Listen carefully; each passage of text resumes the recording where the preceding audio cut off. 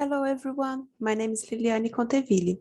The title of my poster is Gut Microbiome Plasmidome from Semi-Isolated Human Groups, which is authored by me and Dr. Ana Carolina Vicente from the Instituto Oswaldo Cruz in Rio de Janeiro, Brazil.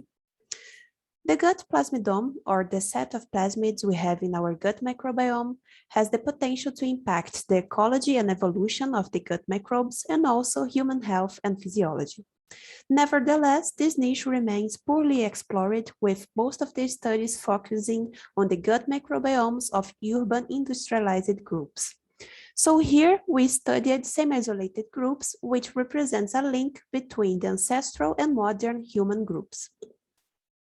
We analyzed shotgun metagenomic data from the Yanomami from the Brazilian Amazon, the Matses from the Peruvian Amazon, the Tunapuco from the Peruvian Andean highlands, and the Hadza from Tanzania. Each metagenome was subjected to de novo assembly through metaspades. The contigs were submitted to the MobSuite program for plasmid identification.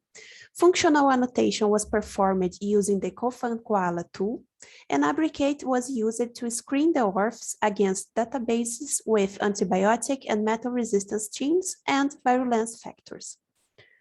With this methodology, we identified a total of 290 putative plasmids, which were classified as conjugative, mobilizable, and non-mobilizable based on the presence or absence of three plasmid markers: relachase, mate pair formation, MPF, and ORIT. This graph shows the relative abundance of this classification in each group studied. We can see that most of the groups have a high abundance of non-mobilizable plasmids, except for Tunapuco, which was also the group with less plasmids identified. Regarding the gene functions observed in the plasmids, the most abundant were associated with secretion systems and prokaryotic defense systems, and also replication and repair. Besides those, we also identified some relevant gene functions that differed by group. However, the largest number of genes identified have no known functionality. Interestingly, we identified antibiotic resistance genes associated with 6 antibiotic classes, metal resistance genes associated with multiple metals, and also virulence factors. Network analysis of the plasmids identified in the 4 groups was performed based on the plasmid clusters characterized by MobSuite. We observed 12 plasmid clusters shared between the groups, and some of them have high similarity with plasmids spread worldwide in bacteria identified in humans, animals, environments, and foods. We also identified potentially group-specific plasmids and a high amount of novel plasmids.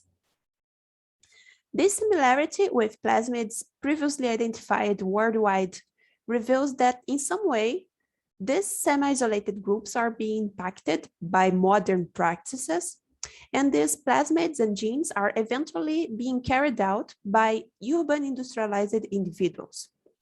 Also, the group-specific plasmid clusters and gene functions are likely related to their ecological niches and dieties that differ for each group. Moreover, the presence of resistance genes in the plasmids may have originated from the environment where antibiotic-producing microbes naturally occur, or may have reached these groups via contacts with antibiotic-exposed populations. The presence of novel plasmids and genes with unknown functions were expected, since the plasmidome is a known source of novel genes and products, but it also highlights the knowledge gap that exists in this field. Well, thank you for listening, and we also thank you for the funding we received to carry out the project in which these results are part. And if you want to know more, we wrote a manuscript with these results. It is posted on bioRxiv and can be accessed through this QR code and DOI number. Thank you.